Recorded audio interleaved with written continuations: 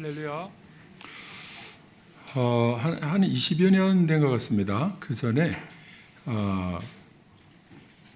우리 할아버님, 우리 아버님 형제들이 8남매이기 때문에 8남매가 이렇게 명절에 한번 모이면 자식, 손자, 손녀들끼리 모이면 굉장히 이렇게 좀 많아요.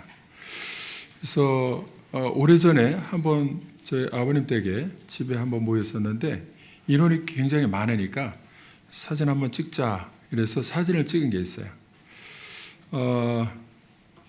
그 찍은 사진을 제가 이제 얼마 전에 이렇게 오랜만에 이렇게 봤습니다. 그랬더니 아버님의 형제들이 이제 8남매 중에 4분은 돌아가시고 나머지 4분도 80대, 90대 막 그랬습니다. 그래서 어린 조카들은 이제 자라나서 이제 커서 결혼도 하고 이러니까 그 대수가 저희 할아버님한테 이제 5대죠. 5대. 증손, 고손까지 있는 거죠. 그래서 지금 이제 그 사진을 보면 저도 그 청년 아주 젊을 때에 그리고 우리 아이가 어릴 때에 그 사진을 이렇게 놓고 보니까 여러 가지 생각이 들어요. 신앙생활은 다 잘하고 있는가? 흩어져 살아도 그리고 지금 어디에 사는가? 뭐 이런 여러 가지 생각을 하는 가운데 제일 크게 드는 생각이 뭐냐면 세월이 많이 갔구나. 세월이 많이 지났구나. 이 생각이 제일 크게 드는 거예요. 사진 속에 저희 아버님, 돌아가신 아버님이 계신데 그 얼굴을 보니까 제가 거기 있는 것처럼 보여요. 그래서 제가 우리 형제들 중에서 제일 많이 닮아서 저는 친탁을 하고 형님을 외탁을 해서 저희 형님은 괜히 한 대 맞을 거 2대 맞고 저는 이제 봐주고 저희 아버님이 자기 자신을 닮았다고 안아주면서 물고 빨고 이렇게 하면서 자라났거든요. 그래서 이렇게 커서 보니까 그 얼굴이 제 얼굴이 이렇게 드러나는 거예요. 머리 벗어진 것도 똑같고 우리 아버님처럼 벗어지고 싶지는 않았는데 머리 벗어진 것도 같고 또 표정도 이렇게 얼굴도 입 다물은 것도 또 똑같고 그래서 옷 입는 것도 그렇고 생활하는 방식 그때 목회하는 거 목회할 때 제가 2층에 서재에 이렇게 올라가 보면 어릴 때부터 보던 모습이 이렇게 머릿속에 남아있는데 그 이제 책상이 있으면은 그 옆에 밑에 커피 포트가 있고 물병이 있고 이쪽에 또 프린터가 있습니다. 오래전에도 그 프린터 복사기도 있고 다 있었어요. 그러니까 저도 그렇게 나도 그런데 하고 생각해 보니까 야, 이거 너무 똑같이 같은 패턴으로 살아가는 나 자신을 발견한 거예요. 지금 저희 목양실에 있는 그 이중 그 책장, 그것이 저희 아버님이 쓰던 거 갖다가 거기다 설치해 놓은 거예요. 그러니까 이게 환경이, 이게 서재, 책장, 또 목양실 이게, 여러분은 잘 모르죠. 저는 이제 그걸 생각하면서 너무 같은 패턴으로 살아가는 것 같다. 그러니까 이렇게 살다가 우리 아버님 목회하다가 은퇴하시고 돌아가신 지가 이제 10여 년 지나서 84세에 돌아가셨는데 나도 84세에 죽는 거 아니야? 똑같이 같은 패턴으로 살다가 그렇게 죽는 거 아닌가? 그러면 84세 죽으면 한 24년 남았나? 뭐 이런 생각을 하는 거예요. 그래서 나와 아버지와의 다른 삶은 무엇인가? 나는 속마음으로는 아버지처럼 똑같이 그대로 틀에 정해진 것처럼 똑같이 살다 똑같이 죽고 이렇게 하고 싶지는 않은데 이런 마음이 있습니다.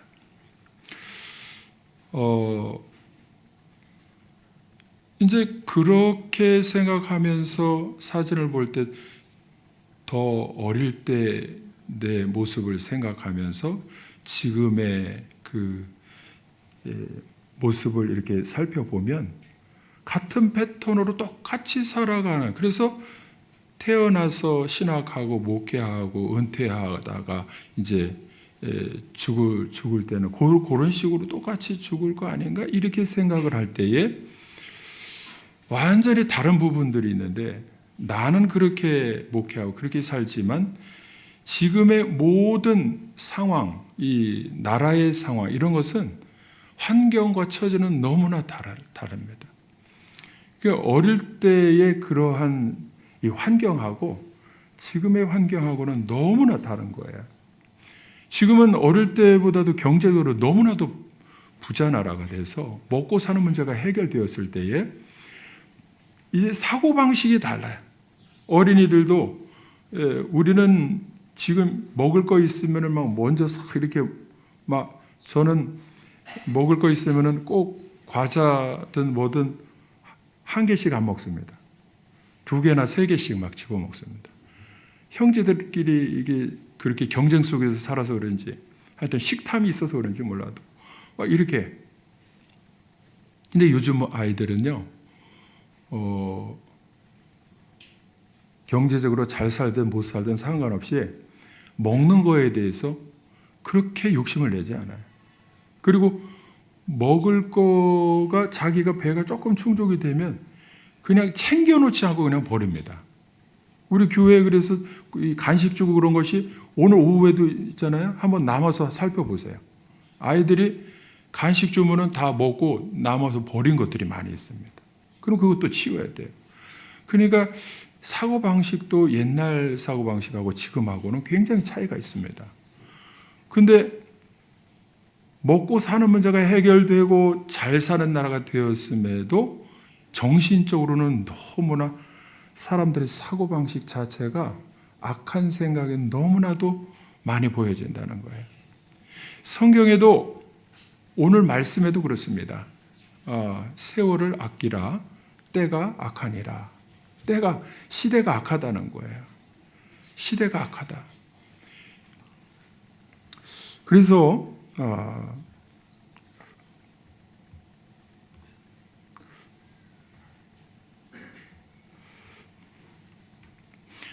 세월을 아끼라라고 하는 것은요, 때가 악하기 때문에, because 때가 악하기 때문에 세월을 아끼라 하는 말씀이에요. 세월을 아끼라는 게 뭔가? 이거를 이제 영어 성경도 찾아보고 원어 성경 이렇게 살펴보니까 무슨 얘기냐 하면요, 세월을 아끼라는 게 좀 추상적으로 세월을 어떻게 시간을 아껴야 되나 이게 아니고요. Making the most of every opportunity. 모든 기회를 다 잡으라는 거예요. 악한 때에는 믿는 사람들은 어떻게 살아야 되느냐? How you live. 네가 어떻게 살아가야 되느냐? 지혜롭지 못한 어리석은 자처럼 살지 말고 지혜 있는 자 같이 살아야 되는데, 그게 뭐냐? 모든 기회, 주어진 기회에 있어서 놓치지 말고 다 잡아서 행동으로 너의 삶을 살아라. 이 말씀이에요. 그런데요, 이 주님의 뜻을 이해하지 못하고 말씀을 이해하지 못하면 어떻게 되느냐? 모든 기회를 다 놓치면서 그냥 지내는 경우가 너무나도 많습니다. 너무나도 많다는 표현은 왜 그러냐? 모든 대부분의 사람들이 기회를 잡지 않고 그냥 살아가는 사람들이라는 거예요.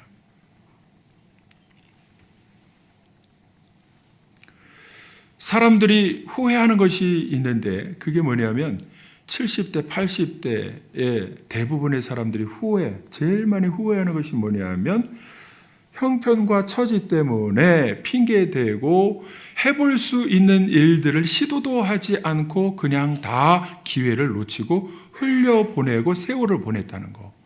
이것이 제일 많이 후회하는 일이라는 거예요. 내가 해보고 싶었는데, 할 수 있었는데, 지나보니까 할 수 있었는데 그걸 하지 않고 그냥 지나쳐 버렸다는. 그때 한번 했으면 좋았는데, 해봤으면 뭐 실패해도 그냥 손해볼 것도 없었는데, 있어야 손해보지. 그때 했으면 더 뭔가 손에 잡을 수도 있었는데, 이런 기회들을 놓친 게 제일 많이 후회하는 삶이라는 겁니다. 한번 우리 사자 영상을 한번 보겠습니다. 이러한 모습이 우리의 삶을 압축해 놓은 것처럼 보여질 겁니다.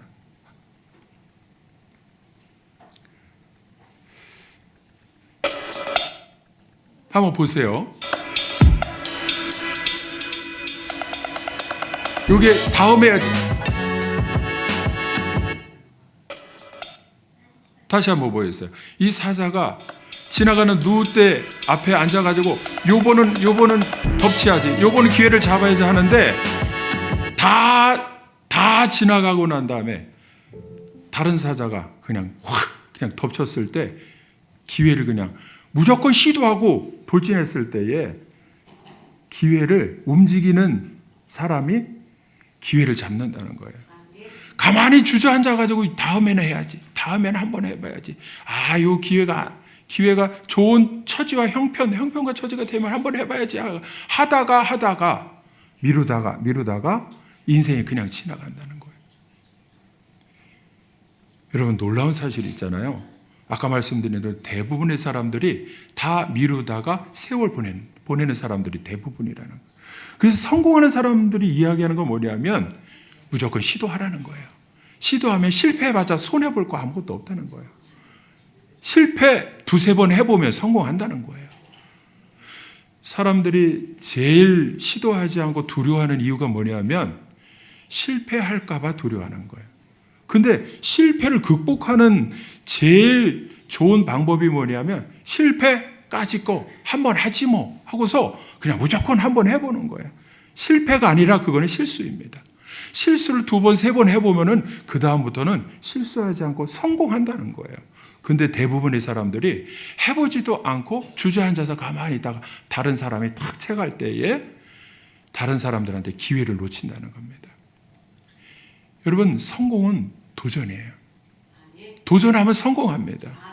대부분의 사람들이 오늘 말씀 그래서 세월을 아끼라 하는 말씀을 잘 해석하고 살펴봤더니 세월을 아끼라는 게 추상적인 것 같은데 making, 만들어라.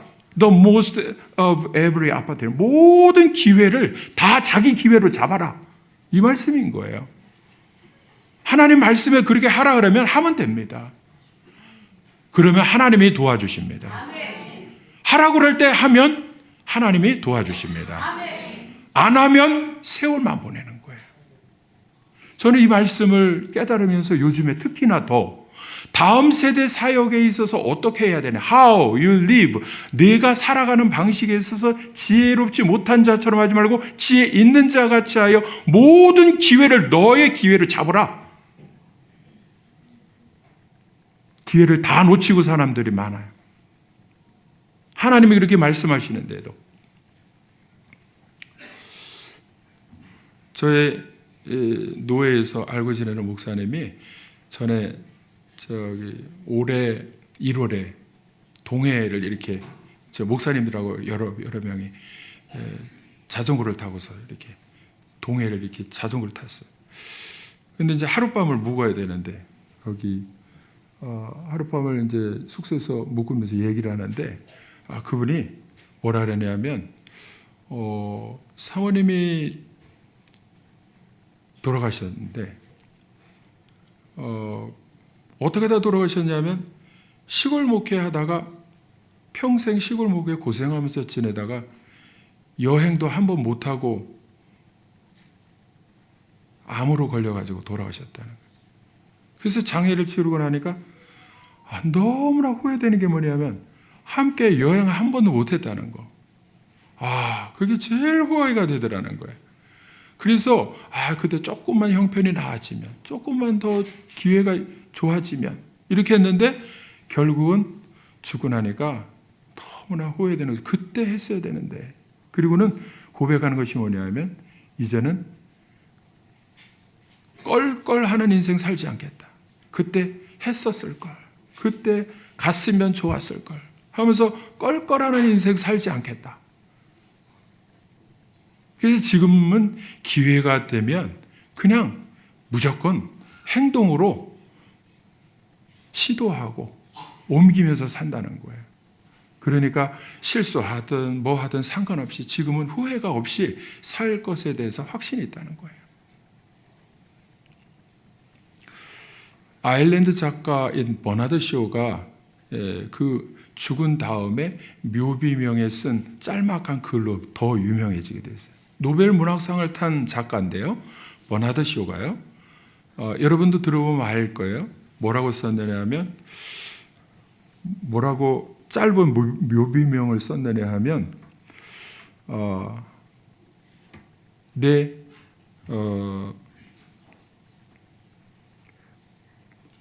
우물쭈물 하다가 이렇게 될 줄 알았다. 자기가 죽어서 무덤에 들어가가지고 묘비명에 써놓은 게 내 우물쭈물 하다가 이렇게 될 줄 알았다. 여러분 그분이요 짧은 인생을 산 게 아니에요. 94년을 살았어요.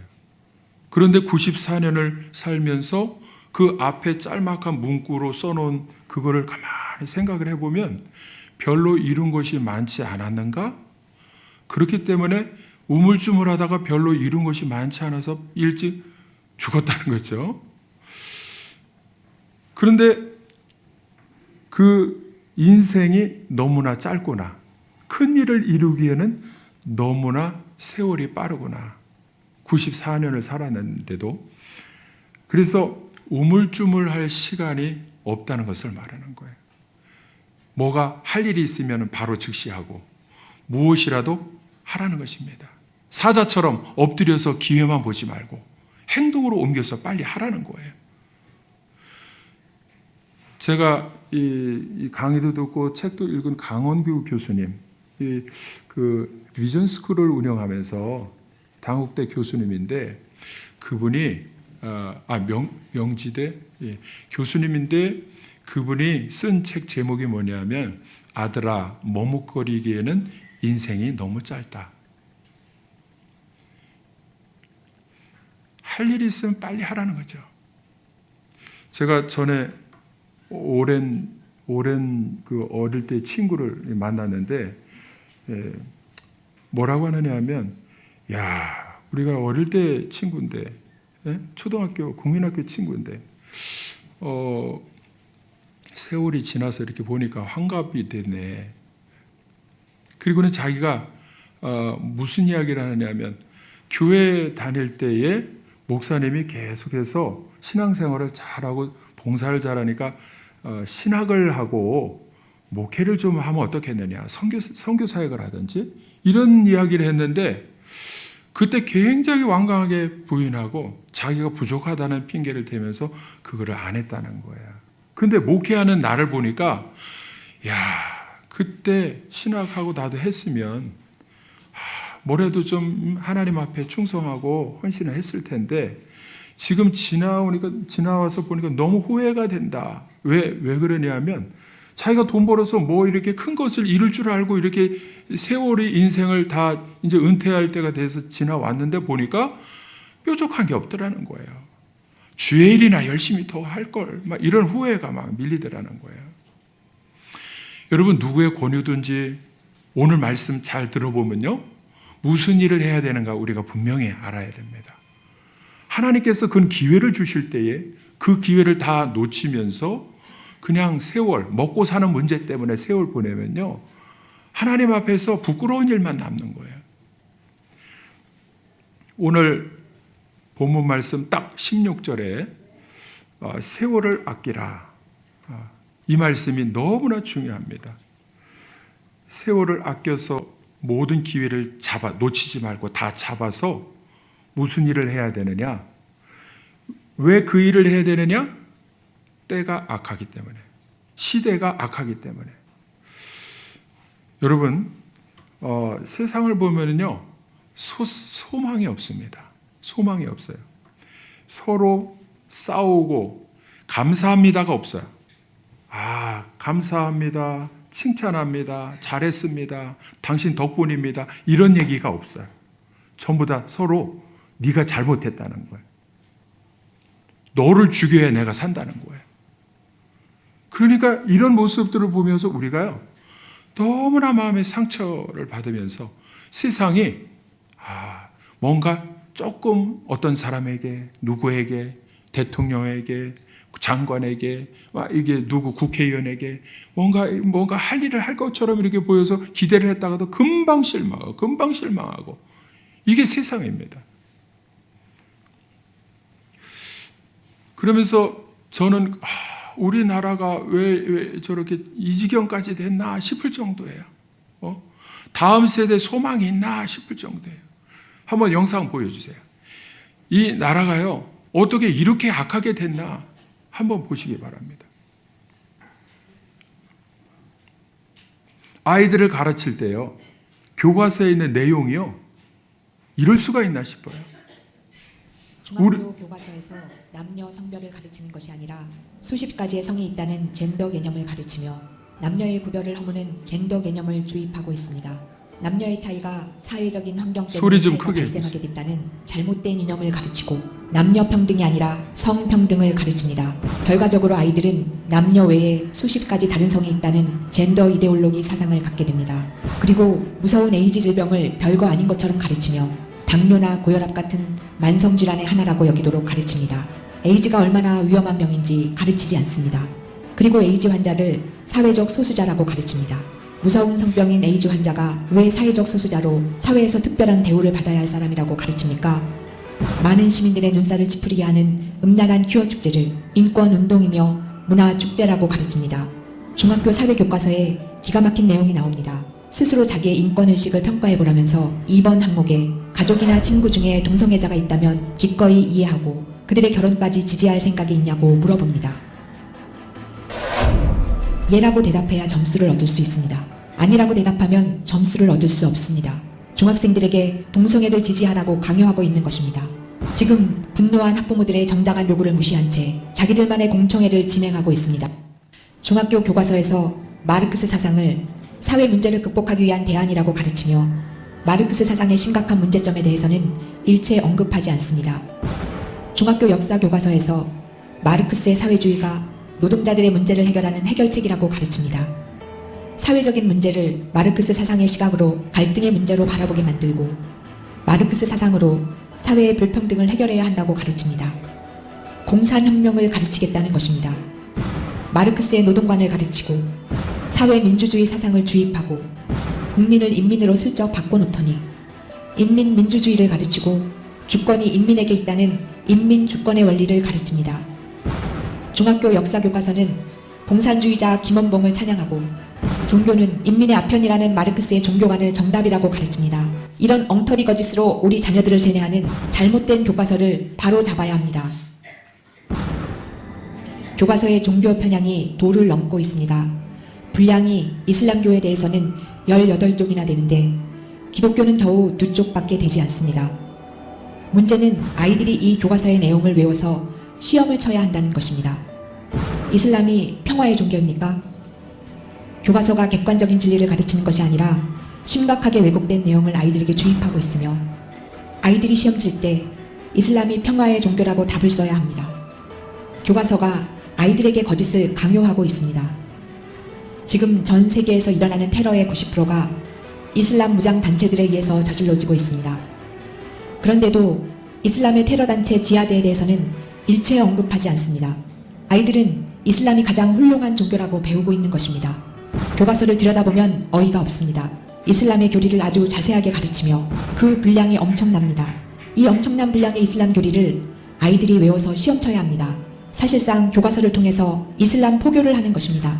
또한 이슬람의 신앙생활을 할 수 있는 방법까지 친절하게 안내하고 있어서 교과서가 이슬람교 전도지 역할을 하고 있습니다. 그리고 기독교에 대해서는 개신교, 천주교, 정교회 다 합쳐서 겨우 2쪽뿐입니다. 그리고 아예 기독교라는 말은 쓰지 않고 우리나라 사람들에게 아주 생소한 크리스트교라는 용어를 사용하여서 의도적으로 기독교에 대한 인식을 지우려고 하고 있습니다. 이 고등학교 교과서에는 아예 기독교에 대한 내용이 없고 불교에 대한 내용을 무려 27쪽이나 수록하고 있습니다. 불교의 금강경을 상세하게 수록하고 있는데 공평하게 하려면 성경의 복음서도 교과서에 실어야 하지 않겠습니까? 불교 뉴스에서 보도된 바에 의하면 이 교과서를 통하여 불교 사상을 심도 있게 전할 수 있게 되었다고 말합니다. 고등학교 윤리 교과서에 스님이 집필자로 들어가 있습니다. 목사님은 왜 없습니까? 학생들에게 불교의 명상을 마음 수련이라고 가르치며 명상을 하면 마음과 몸이 따뜻해지고 잡념도 사라지고 짜증도 없어진다면서 불교의 명상을 권유하고 있습니다. 반면에 기독교에 대해서는 아예 기독교라는 말 자체를 교과에서 지우고 있습니다. 그리스도교라는 용어로 대체해버리고 그나마 그리스도교의 사랑과 윤리에 대해서 설명하면서 엉뚱하게도 유대교의 사상을 설명합니다. 유대교는 기독교와 전혀 다른 종교입니다. 교과서에서 기독교에 대한 내용은 아예 지워버리는 것입니다. 한 예로 교과서에서 독립운동에 기여한 종교를 고르라는 문제가 있는데 보기에 기독교는 아예 없습니다. 교과서에 유관순에 관한 내용도 없습니다. 기독교가 기여한 역할을 언급하지 않습니다. 우리나라 근대화와 독립운동에 대해서 설명하려면 기독교 없이는 설명이 불가능할 정도로 기독교는 우리나라의 근대화와 독립운동에 가장 많이 기여하고 결정적인 역할을 했는데 현행 교과서대로 배우면 기독교는 아무런 역할이 없는 종교라고 인식하게 됩니다. 아이들에게 거짓을 가르치는 것입니다. 지금 우리나라에서 무슬림 인구가 급속히 증가하고 있습니다. 기독교인 숫자는 심각하게 줄고 있는데 반해서 무슬림 인구는 왜 이렇게 급속히 증가하고 있겠습니까? 이 모든 것이 교과서의 조작과 관련이 있습니다. 거짓을 가르치는 잘못된 교과서 바로 잡아야 합니다. 교과서가 이상한 차별 개념을 가르치고 있습니다. 임신과 출산에 대한 신체적 고통과 이에 따른 불이익이 여학생에 대한 성차별이라고 가르칩니다. 이러니 요즘 아이들이 결혼해서 아이 낳으려고 하겠습니까? 양심적 병역 거부자와 동성애자가 보호받아야 할 사회적 소수자입니까? 병역 거부자와 동성애자가 부당한 차별을 받고 있습니까? 이렇게 잘못된 편견을 마치 진리인 것처럼 우리 자녀들에게 잘못된 사상을 주입하고 있습니다. 양심적 병역 거부자와 특정 종교를 믿는 사람들이 왜 사회적 소수자로 특별한 대우를 받아야 합니까? 나라를 위해 신성한 국방의 의무를 감당하는 사람들이 오히려 사회적으로 정당한 대우를 받아야 하는 것이 아닙니까? 병역을 거부하는 사람을 장애인과 노약자처럼 특별한 사회적 배려를 받아야 하는 사람인 것처럼 가르치는 것은 나라를 지키는 군인들을 모독하는 일이 아니겠습니까? 지금 전국의 학부모들이 분노하고 있습니다. 우리 자녀들이 배우는 교과서가 성적 문란과 음란을 조장하고 있기 때문입니다. 언론에도 보도된 것처럼 아이들이 배우는 교과서에 남녀 성기 사진과 성관계 내용이 가득합니다. 교과서가 음란물 수준의 지나치게 수위가 높은 내용을 가르치고 있습니다. 중학생들에게 성적 자기결정권이라는 말도 안 되는 개념을 가르칩니다. 이것은 중학생들에게 성행위를 할 권리가 있다는 것입니다. 성행위를 쉽게 하는 사람과 쉽게 하지 않는 사람이 단지 사람의 성향의 차이라고 가르칩니다. 그러면서 5,000원으로 데이트해보라고 권유하면서 성적 자기결정권을 실천해보라고 합니다. 아주 구체적으로 키스를 충동하는 내용을 가르칩니다. 이것이 중학교 도덕교과서입니다. 고등학생들에게 12가지 피임법을 가르치고 남성과 여성의 적나라한 성기사진을 여과 없이 그대로 교과서에서 보여줍니다. 중학생에게 청소년 미혼모, 한부모에 대한 개념을 주입하며 이것이 마치 정상적인 것처럼 가르칩니다. 왜 우리 자녀들에게 음란과 성적 충동을 부추깁니까? 이런 교과서를 당장 바로잡아야 합니다. 네. 여러분, 우리가 모르는 사이에 제가 여러 해 전부터 우리 도서관에 있는 그 책 가운데요. 그 교과서, 이 참고서, 교과서 아니고 참고서로 나와 있는 내용을 보니까 저런 내용들이요. 성적인 문란한 것들이요. 그 아이들에게도 막 이 교육. 그래서 여러분 차별금지법이 통과되면 저걸 합법적으로 의무적으로 아이들에게 교육을 해야 된다는 거예요. 그러니까 뭘 교육하느냐? 성적 자기 결정권, 인권이니까 인간의 권리, 어린이들도 그렇고 중학생도 그렇고 학생도 그렇고 이거를 자기 권리로 교육을 해서 낙태도 그렇고 성관계도 그렇고 모든 부분들을 다 너희들이 정하고 할 수 있다. 이렇게 가르치는 거예요. 그걸 교사들이 교육을 할 의무가 있어서 학교에서 그걸 합법적으로 교육을 합니다. 성적으로 타락하고 문란한 나라. 네? 여러분, 이러한 악한 시대에 때가 악하니라 그랬는데요. 이런 악한 시대에 성경의 말씀은 우리 보고 해야 할 일이 있다는 거예요. 해야 할 일. 오늘 말씀 8절, 9절 한번 보겠습니다. 에베소서 5장 8절, 9절 같이 한번 읽어보겠습니다.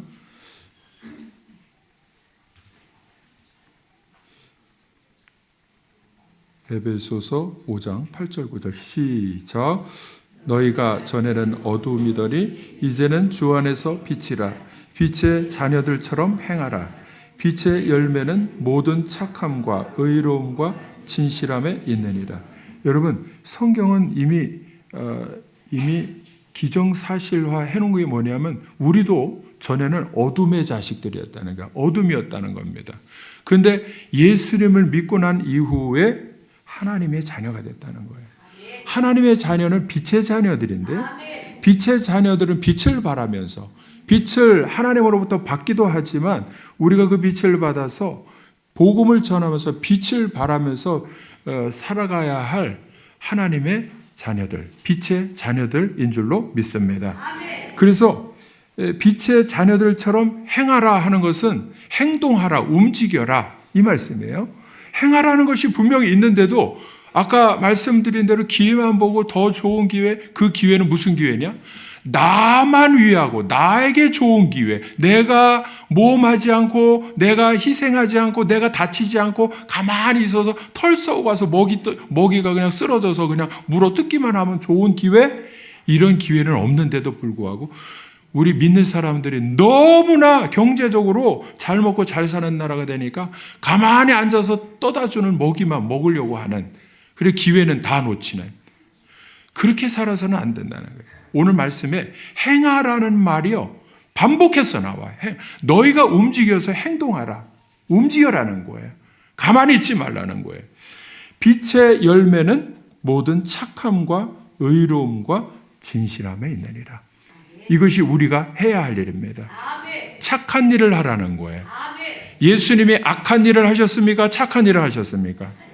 예수님이 의로운 일을 하셨습니까? 불의한 일을 하셨습니까? 의로운 일을 하셨어요. 예수님은 진리시고 진실되십니까? 진실하지 못하십니까? 착한 일은요, 이렇게 보면 믿는 사람들이 착한 일은 분별할 수가 있습니다. 보면 알아요. 근데 문제는 뭐냐? 저런 일을 나도 해야 되는데 하는데 안 하는 게 문제예요. 착한 일은요, 보면 알아요. 어떤 일이 악한 일인지 보면 압니다. 몰라서 못하는 게 아니에요. 안 해서 문제인 거예요.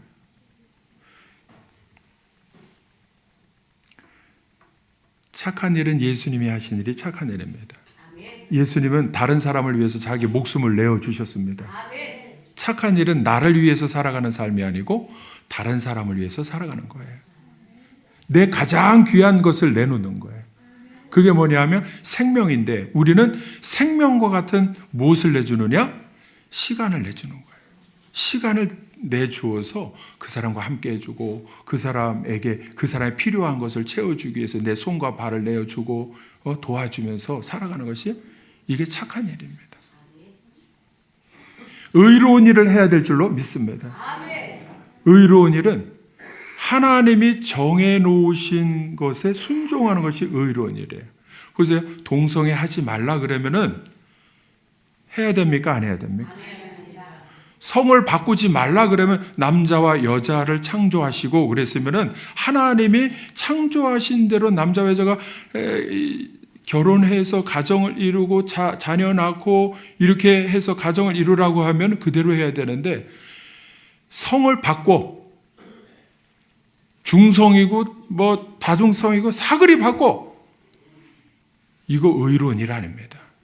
근데 마귀는 거꾸로 뒤집어서 그게 의롭다고, 소수를 위해서 의로운 일을 하는 거라고 자꾸 부추깁니다. 절대 그렇지 않습니다. 여러분, 우리는 사람들이 지금 너무나 많이 악한 시대에 살기 때문에 선동을 할 때의 선동에 이게 그 부추김에 넘어가서 선동 당한다는 데 문제가 있어요. 예수님이 옆에 사람들이 베드로부터 그러시면 안 됩니다. 예수님은 능력이 있으시기 때문에 많은 사람을 규합해서 백마탄 왕자처럼 다 군사력과 또 경제력과 통치권을 다 장악하고 이 나라를 다스릴 수가 있습니다. 이렇게 말을 해도 예수님은요, 그 선동의 사람들이, 제자들이 선동하는 것에 선동당하지 않으셨습니다. 선동당한 사람들이 누구냐? 제사장과 바리새인들에 의해서 예수님을 죽여라. 그리고 바라바를 놓아줘라. 이게 선동당하는 거예요. 바라바는 살인자이고 강도입니다. 그러면 누가 벌을 받아야 됩니까? 바라바가 벌을 받아야 되는 거예요. 예수님은 살려주는 일만 하셨는데도 선동을 하면 어떻게 되느냐? 이 모든 의로운 일이 뒤집어지는 거예요. 여러분, 선동당하면 안 됩니다. 지금 우리 국민들이요, 이런 혼란한 가운데에 선동당하는 사람들이 너무나도 많아요. 나가서 막 피켓 들면 다 옳은 일인 줄 생각해. 예수님은 절대로 피켓 들지 않으셨어요. 묵묵히 자기 길을 가셨는데 그 길이 무슨 길이냐? 하나님이 정해놓으신 십자가 길입니다. 외롭고 쓸쓸한 길이에요. 그 길을 가려면 말씀 보고 하나님의 뜻을 분별해야 됩니다. 의로운 일을 해야 돼요. 의로운 일. 의로운 일은 하나님이 정해놓으신 말씀대로 가는 길이에요. 믿습니까? 우리는 그 길을 분별할 줄 알아야 됩니다. 선동에 의해서 보세요. 사도행전 19장에 보면은 에베소에 바울이 갔는데 사람들이 뭐라고 전도를 했냐면 이 우상들은 에베소의 아뎀이라고 하는 아르테미우스예요. 여기 막 이 가슴이 여러 개 막 열 몇 개씩 달리고 그런 풍요와 다산의 우상인데 그것을 만든 것도 사람이다. 이렇게 이제 복음을 전한 거예요. 그래서 사람이 만든 것은 우상이다. 이거는 섬겨서는 안 된다. 이렇게 가르치니까 우상을 만드는 상인들이 선동을 했습니다. 우리가 섬기는 아데미를 이렇게 우습게 여기고 우리도 먹고 살 일이 막혀지고 그러니까 이거 이러면 안 된다. 에베소의 아데미하고 선동을 막 하기 시작하니까 2시간 동안이나 막 떠드는데 나중에 보니까 어떻게 됐느냐? 그 사람들이 머리 긁적거리면서 우리 왜 모인 거야? 왜 사람들이 소리 지르고 그랬는지도 모르고 사람들이 막 같이 상인들이 뒤에서 예수님도 뒤에서 제사장들하고 바리새인들이 선동하면 막 죽여라 이렇게 그 분위기에 군중 심리에 에베소에서도 우상을 섬기는 것은 사람이 만든 것, 우상을 만든 건 사람이기 때문에 이거는 섬기면 안 된다라고 복음을 전하니까 상인들이 선동에 의해서 사람들이 다 들고 일어나서요. 막 그 극장으로 막 몰려가고 이러면서요. 바울이 굉장한 곤란을 겪을 때 피신했습니다. 여러분, 선동하는데 선동 당하면 안 됩니다. 의로운 일은 하나님이 정하신 것을 말씀을 보고 분별하고 하나님의 뜻에 순종하는 것이 의로운 일입니다. 믿습니까? 이와 같은 혼란의 시대에 우리는 무엇이 의로운 일인지, 무엇이 착한 일인지, 무엇이 진실된 일인지를 분별해야 됩니다. 빛의 자녀들처럼 행동해야 될 줄로 믿습니다. 그 일을 행동하고자 할 때에 우리는 지금 우리 교회에서 저는요, 아무리 세상이 뒤집어질 것 같이 그래도 오늘 말씀을 통해서 우리 보고 하라고 하는 것은 뭐냐면 너희들은 그렇게 왔다 갔다 하면서 선동당하고 이렇게 하지 말고 우리 주님이 원하시는 것이 뭐냐. 지금 이 교과서 문제도 그렇고 이 나라가 어떻게 이 지경까지 됐는가 싶을 정도로 완전히 그냥 성적인 타락의 문화로다가 아이들까지 그냥 깊이 침투해가지고 교육하고 교과서로 그럴 때에 그럼 나는 how I live, 내가 살아가는 방식은 지혜 없는 자 같이 하지 말고 지혜 있는 자 같이 어떻게 하냐? 모든 기회, 나에게 주어진 기회가 있어요. 여러분에게도 아직 늦지 않았습니다. 우리에게 주어진 기회가 있습니다. 하나님은 우리에게 선한 일을 할 수 있도록, 의로운 일을 할 수 있도록, 진실한 일을 할 수 있도록 우리에게 기회를 주시는 하나님이신 줄로 믿습니다. 그 일을 지금 하라고 우리에게 말씀하여 주십니다. 저는요, 우리 교회 모든 성도님과 더불어서 이와 같은 시대 우리가 일어나서 지금 우리 교인들하고 같이 막 흥분해가지고 이렇게 하면 되느냐? 안 돼. 그거 해서도 안 되고 그렇게 한다고 하나님이 기뻐하시지도 않습니다. 우리는 성경에 있는 대로 하나님이 원하시는 게 뭐냐? 5년 후, 10년 후, 15년 후, 20년 후를 위해서 다음 세대를 미리 준비해 놓고 길러 놓으면 준비된 일꾼을 통해서 하나님이 일하실 줄로 믿습니다. 나라는요, 한때는 막 올라갔다가도 잘못하면은 뚝 떨어지는 것은 시간 문제예요.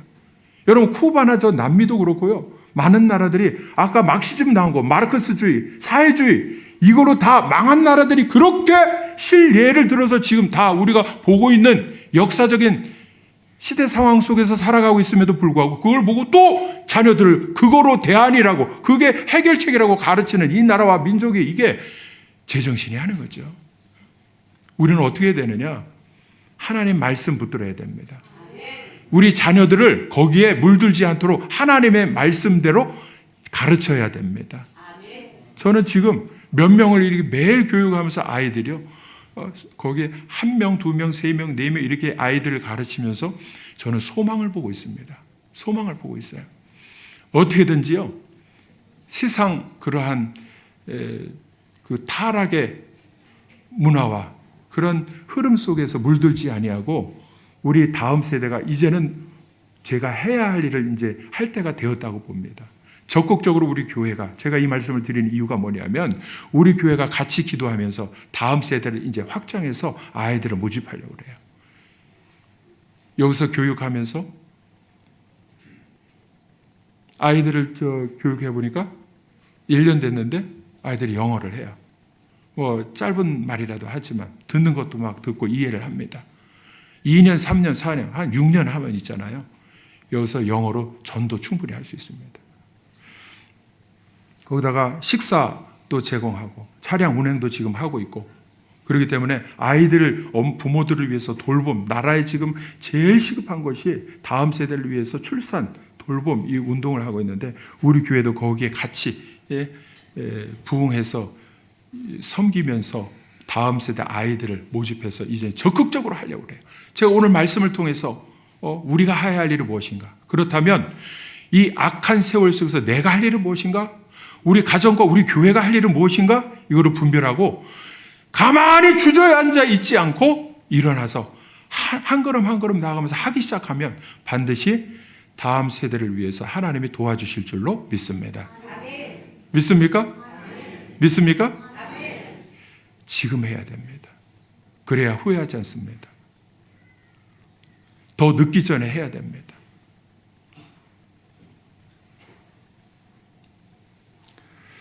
믿음은 행동하는 겁니다. 믿음은 행동하는 거예요. 가만히 생각만 하고 있으면 안 돼요. 착한 일을 시작하고 빛을 발하는 사람이 하나님의 자녀들인 줄로 믿습니다. 다 같이 기도하시겠습니다.